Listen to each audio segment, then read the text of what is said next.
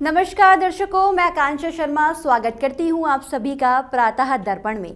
आज हमारे स्टूडियो में आज़ाद समाज पार्टी काशीराम की महिला मोर्चा की जिला अध्यक्ष सविता सिंह, जो समाज सेवा के लिए राजनीति में उतरी हैं। इसके अलावा हमारे साथ महानगर प्रभारी विकी आज़ाद मौजूद हैं और आज हम उनसे बात करेंगे उनकी पार्टी की रीति नीतियों और राजनीति की महिलाओं के योगदान पर। तो सबसे पहले सविता सिंह जी और विक्की आज़ाद जी, आप दोनों का हमारे स्टूडियो में स्वागत है।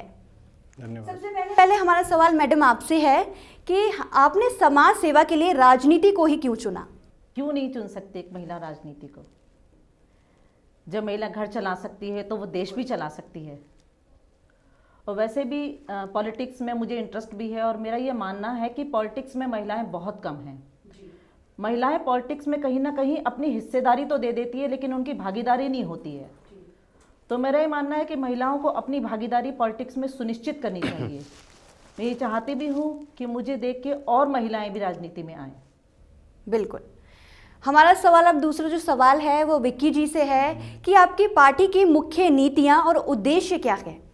आप थोड़ा विस्तार से हमें बताइए। जी जी जी जी देखिए, हमारी पार्टी की जो मुख्य नीतियां हैं वो बहुजन हिताय, बहुजन सुखाय है। वह सैकड़ों सालों से जो शोषित वंचित समाज है वो उनको नेतृत्व करने की मौका नहीं मिल पाया है और राजनीति में आज भी भागीदारी ठीक तरीके से नहीं हो पाई है। तो हमारी ये पार्टी की मुख्य धाराएं हैं और बहुजन समाज को हुक्मरान बनाना है। दूसरा सवाल हमारा मैडम से है कि राजनीति में महिलाओं की भागीदारी और योगदान पर आपका क्या कहना है? राजनीति में महिलाएं बहुत कम हैं। महिलाओं की भागीदारी राजनीति में लगभग नगण्य सी है।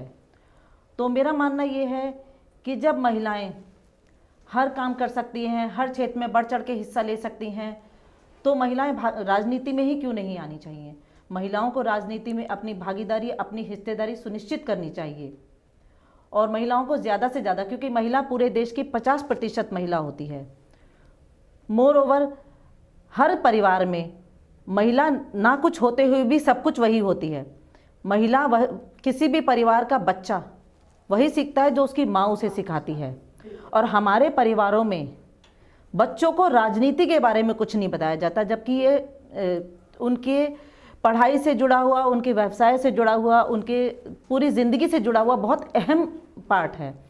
तो अगर माताएं राजनीति की समझ रखेंगी, माताएं राजनीति से जुड़ी होंगी, तो वो अपने बच्चे को शुरू से वही बताएंगी, अपना इतिहास बताएंगी और उनके आने वाले भविष्य के लिए उन्हें तैयार कर पाएंगी। ये तो बात बिल्कुल आपने सही कही है कि घर से लेकर बाहर तक महिलाएं क्यों नहीं जा सकती। एक योगदान जब अपने घर में भी देती हैं, अपने फैमिली को संभालती हैं, तो राजनीति में क्यों महिलाएं अपने आगे कदम नहीं रख सकती हैं? बिल्कुल, आपने एक प्रेरणा मिलती है। एक महिला जब राजनीति में कदम रखती है तो हम सभी को एक प्रेरणा मिलती है और एक प्रेरणा देती हैं। तो विक्की जी, हमारा एक सवाल आपसे है कि आपकी पार्टी के साथ काशीराम जी का नाम जुड़ा हुआ है, जबकि बहुजन समाज पार्टी भी काशीराम और बाबा साहेब के आदेशों पर चलती है। तो आपकी पार्टी में और बसपा में क्या अंतर है? देखिए, सबसे पहले मैं आपको बताऊंगा जो सबसे मुख्य जो अंतर है कि जो बहुजन समाज पार्टी है वो आज सर्वजन की राजनीति करती है और आज़ाद समाज पार्टी है जो बहुजन समाज के लोगों की राजनीति करती है। जो 85% है, हम उन्हीं के लेके राजनीति कर रहे हैं। देश में चल रहे किसान आंदोलन के लिए आप क्या कहना चाहेंगे? देखिए, कहना चाहूँगा कि जो लगभग 1.25 महीने से ज़्यादा हो चुका है और किसान लगभग 50 से ज़्यादा शहीद हो चुके हैं वहाँ पे। 80 साल की हमारी दादियाँ, हमारे दादाएँ, जो बुज़ुर्ग हैं, वो वहाँ पे ऐसी कपकपाती ठंड में लोग टेंट लगा के रह रहे हैं। तब भी ये जो सरकार है वो मूक बनी हुई है, बिल्कुल उस पर कोई ठोस कदम नहीं उठा रही है। जब मेरा ये सवाल है सरकार से कि जब किसान उस कॉन्ट्रैक्ट को नहीं चाहता है, उन जो कानून है, उन काले कानूनों को नहीं चाहता है, तो फिर ये ज़बरदस्ती उन पे थोपने का कार्य क्यों कर रही है? आपने ये भी देखा होगा कि और जो राजनीतिक पार्टियां हैं अभद्र टिप्पणियां कर रही हैं, मतलब अब आपस में लड़ाइयां और जंग छिड़ने शुरू हो गई है। पर उन किसानों के ऊपर कोई ध्यान नहीं दे रहा है, आपस में राजनीति करने में तुले हुए हैं सबके सब। जी, ये भी जैसा कि जो केंद्र सरकार में अभी भारतीय जनता पार्टी की सरकारें हैं, उन्हीं के द्वारा जो कुछ लोग हैं वो ही इस तरीके की भ्रांतियां फैला रहे हैं लोगों में। उन्हें जैसा कि जो किसानों को खालिस्तानी बोला जा रहा है, कोई क्या नाम है, उनको आतंकवादी बोल रहा है, वो तरह तरह की भ्रांतियां लोगों में फैलाए जा रहे हैं, लेकिन वो सच नहीं है। वो हमारे देश के मूल निवासी हैं और वहाँ पे वो अपने हक की लड़ाई लड़ रहे हैं, इसीलिए वो वहाँ पे हैं, कोई अपनी खुशी से नहीं वहाँ पे बैठा हुआ है। बिल्कुल। तो सविता जी, कहा जाता है कि राजनीति जो है, जो फील्ड है, वो महिलाओं के लिए सेफ नहीं है और अच्छा नहीं माना जाता। आप एक खुद महिला हैं और आप राजनीति में हैं, तो आप क्या कहना चाहेंगी? सभी को क्या संदेश देना चाहेंगी दर्शकों को कि क्या महिलाओं को राजनीति में आना चाहिए? अगर गौर से देखा जाए तो महिलाओं के लिए अच्छा और सुरक्षित फील्ड कौन सा है? महिलाएं आज अपने घरों में सुरक्षित नहीं है, अपने परिवारों में सुरक्षित नहीं है, अपने खुद के गांव मोहल्लों में सुरक्षित नहीं है।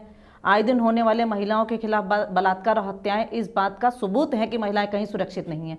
तब तक सुरक्षित नहीं है जब तक वो अपने आप को सशक्त नहीं बना लेती है, अपने आत्मबल से काम नहीं लेती है। तो राजनीति भी ऐसा ही फील्ड है। महिलाएं राजनीति में असुरक्षित इसलिए कही जाती हैं, महिलाओं के लिए इसलिए फील्ड असुरक्षित कहा जाता है क्योंकि इसमें महिलाओं की संख्या बहुत कम है। जैसे जैसे इसमें महिलाओं की संख्या बढ़ती जाएगी, ये क्षेत्र भी महिलाओं के लिए और क्षेत्रों जैसे हो जाएगा। और मुझे लगता है कि महिलाओं को पूरे आत्मविश्वास के साथ, अपने आत्मबल के साथ राजनीति में आना चाहिए। राजनीति भी उतनी ही अच्छी जगह है जितना और कोई फील्ड। अच्छा विक्की जी, आगामी चुनाव में आपकी पार्टी की क्या भूमिका रहेगी? देखिए, आगामी चुनाव जो सबसे पहले हैं अभी जिला पंचायत के और जो ग्राम प्रधानी जो चुनाव होते हैं उसके हैं, तो उसकी हमारी टीम ने, हमारी पार्टी ने अपनी कमर कस ली है और उसका हम अपने जो भी विरोधी पार्टियां हैं उनको करारा जवाब देंगे, अपनी जीत हासिल करके दिखाएंगे और जो भी शीर्ष नेतृत्व द्वारा जो भी फैसला लिया जाएगा उस पर कार्य किया जाएगा। और आप हमारे चैनल के ज़रिए कार्यकर्ताओं और शहरवासियों को क्या संदेश देना चाहेंगे?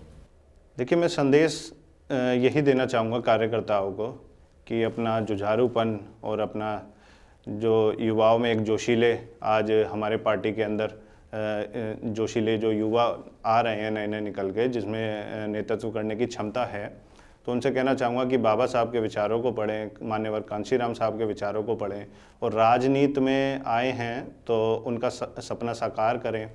सम्राट अशोक के सपनों का भारत बनाना है हमें, उस पर कार्य करें। और शहरवासियों से ये कहना चाहूँगा मैं, आज भी मतलब लगभग 70 से ज़्यादा वर्ष हो चुके हैं भारत को आज़ाद हुए, लेकिन आज भी लोगों में जातिवाद जो पनपा हुआ है उसको मेरा सभी से निवेदन है कि उसको ख़त्म करने का कार्य करें। उसमें आपस में जो भेदभाव जो लोगों में पनपा हुआ है उसको हमें मिटाना होगा, हमें इंसानियत का परिचय देना होगा, हमें आपस में सबको मैत्रीपूर्ण व्यवहार से एक साथ रहना होगा। अच्छा विक्की जी, आपने जातिवाद का जो मुद्दा ही छेड़ा है, तो उसमें 85% का भी कुछ मुद्दा आया था, उसका जरा हम दर्शकों को बताना चाहेंगे और जानना भी चाहेंगे कि क्या मुद्दा था वो? देखिए, 85% और 15% की कहानी ये है कि 15% में जो है वो सवर्ण समाज के लोग आते हैं और 85% में जो बहुजन समाज के लोग आते हैं, जिसमें दलित, माइनॉरिटी, ओबीसी, इसमें जो सभी वर्ग होते हैं वो सब लोग आते हैं। दर्शकों, ये थे हमारे साथ आज़ाद समाज पार्टी काशीराम की महिला मोर्चा जिला अध्यक्ष सविता सिंह और महानगर प्रभारी विक्की आज़ाद जी, जिनसे हमने पार्टी की रीति नीतियों के साथ साथ राजनीति में महिलाओं के योगदान पर भी चर्चा की। आज आप हमारे स्टूडियो में आए, आपका बहुत बहुत धन्यवाद।